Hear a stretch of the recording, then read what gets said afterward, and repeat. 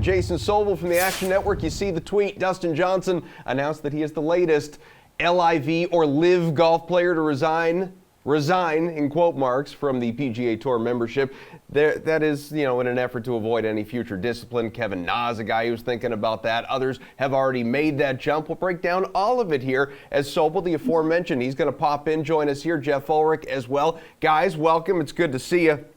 We're obviously going to get to DK Sportsbook and look at the RBC Canadian Open and all of that good stuff. But we got to begin with what is happening right here with this new Saudi-backed LIV League and, of course, the PGA Tour and the relationship maybe not so friendly between the two. Let's begin with you, though, Jason. I mean, what do you think of this thing and the players that are jumping ship from the tour?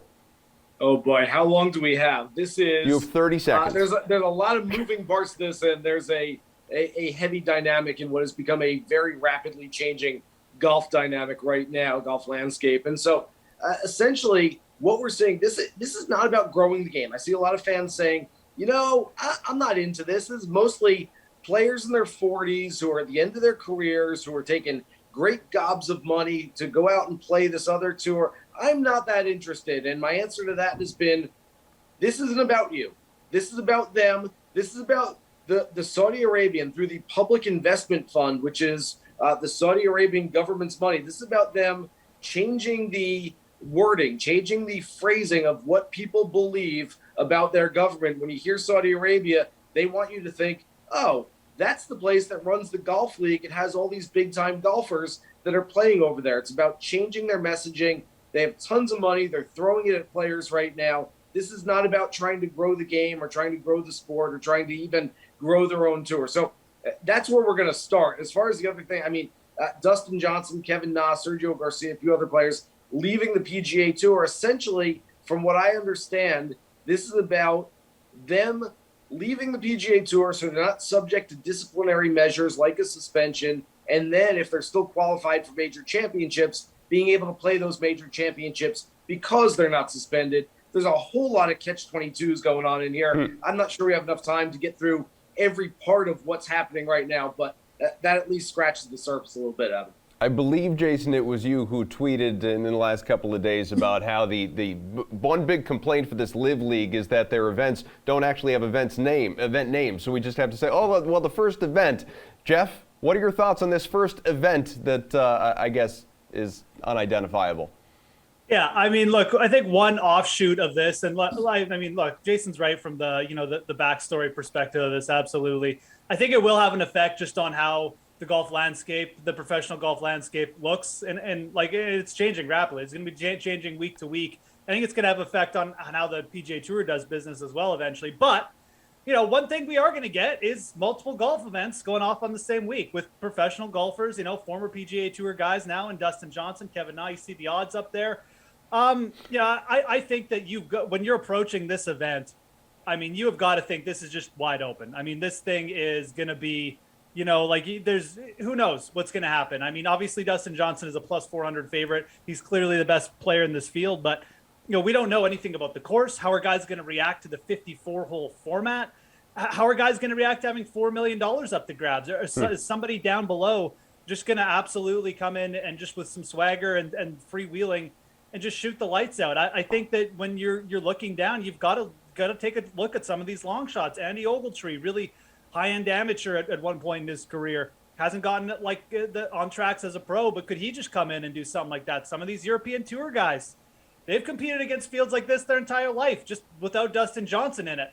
They could absolutely get hot. Guys in like plus 4,000, like Adrian Ortega. So Richard Bland. It's an event where you should definitely have some interest as a golf bettor. I just don't think that looking at the top of the board is going to be helpful at all. You should be looking down probably in the plus 3,000 and down below. And don't be afraid to take a shot with some of these guys you haven't heard of much, because some have been really good over in other tours in other parts of the world. We got three guys looking ahead to the RBC Canadian Open. Three guys in triple digits in terms of their odds in the DraftKings Sportsbook. The world number one, Scotty Scheffler, PGA Championship winner, JT, Justin Thomas, and of course the defending champ here, Rory Mcilroy. So, Geoff, let's stay with you on this one. Which of these guys do you like the most this week? I mean, I'm not going to bet any of them at this number because it's the week before major and it's a Canadian Open and it's just a quirky little course where I think you could see someone go to like 25 under. But if I'm taking one guy, I'm gonna stick with Rory Mcilroy here. There's two ways to look at Rory. It's disappointing. He hasn't broken through. He keeps letting us down on Sunday in the majors, whatever, I guess.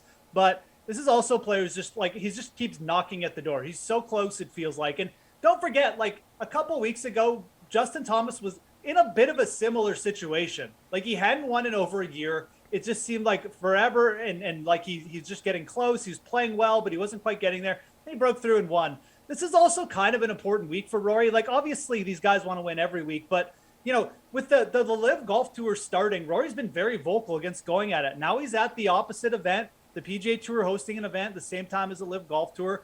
Wouldn't it be cool if Rory just came in and blew the doors out and say, hey guys, have fun competing over there. The real competition is here. So I look at Rory. Not only does he have the best odds, but to me, he's got the most motivation and he's just really close. So Scheffler and Thomas, you could say it's more of like a warm-up event for them. I think it's a bit more serious for Rory this week.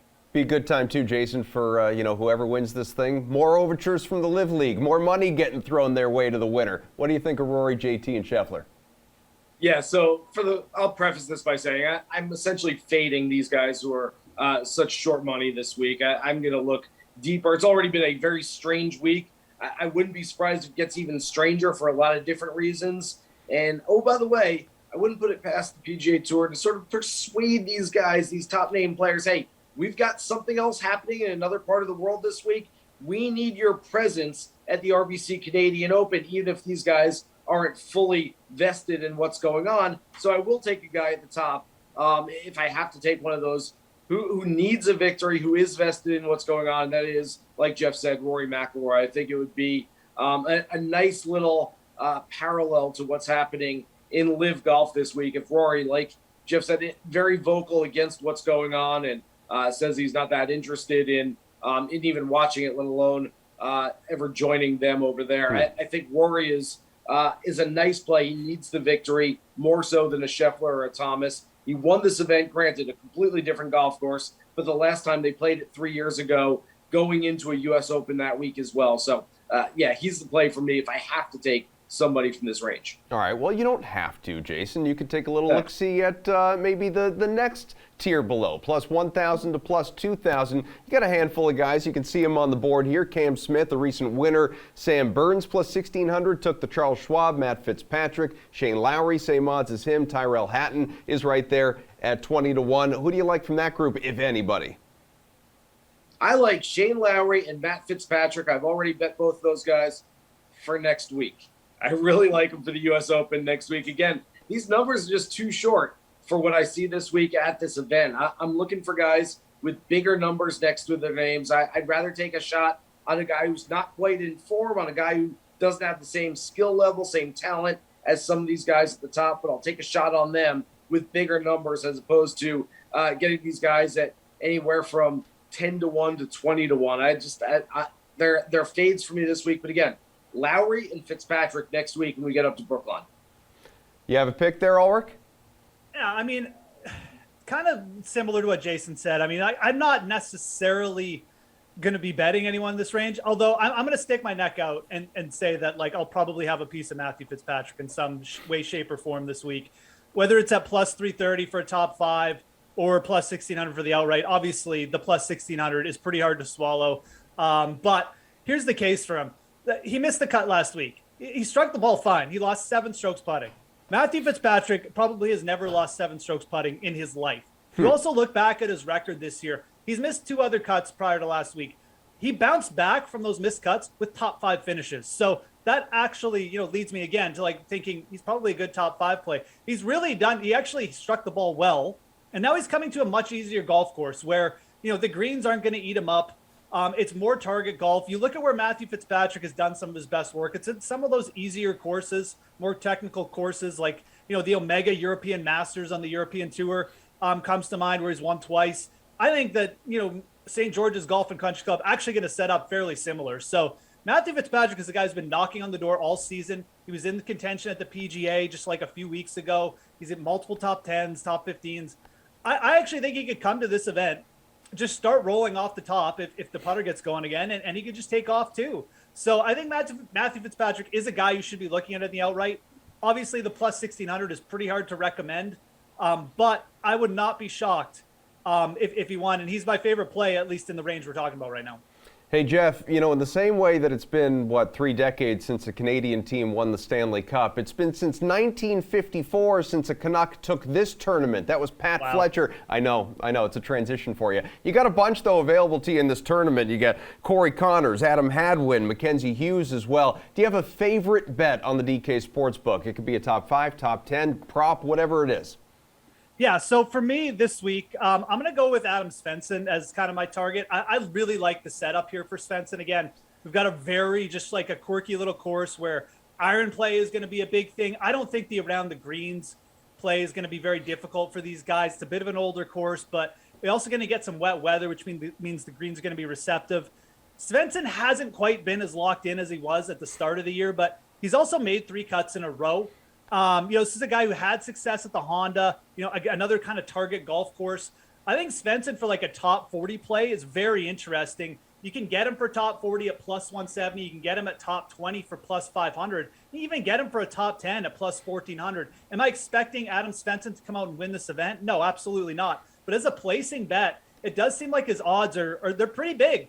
For a guy who's coming into his National Open, he's made 3 cuts in a row. And I think he very much suits this golf course well. He's gained strokes putting in 3 straight starts as well. That putter just keeps getting even just a little bit above average. I think you could see an uptick from him this week. So Adam Svensson going to be my placing bet, and the main Canadian I'm looking at for things like top 20, top 40, and even top 10. Jason, favorite bet on Canadian golfer this week? First of all, I will make a point that Geoff is onto something there with the top 40 bet. Those are really nice bets this week. We talk about Justin Thomas, Scotty Scheffler, Rory Mcilroy in the field. This is as top-heavy a field as you'll ever see. So just because we have some superstars doesn't mean that this is a really good field. This one goes way deep down the priority list. And so you've got a lot of guys who just don't play PGA Tour events on a regular basis. We've got a whole bunch of sponsors exemptions, a lot of Canadian players who are given these exemptions. So if you see a guy, Adam Svensson's a great example, a guy who's a pretty good PGA Tour player who's had some nice finishes on the tour this year. Top 40s are really nice plays this week because there's just not a whole lot of depth.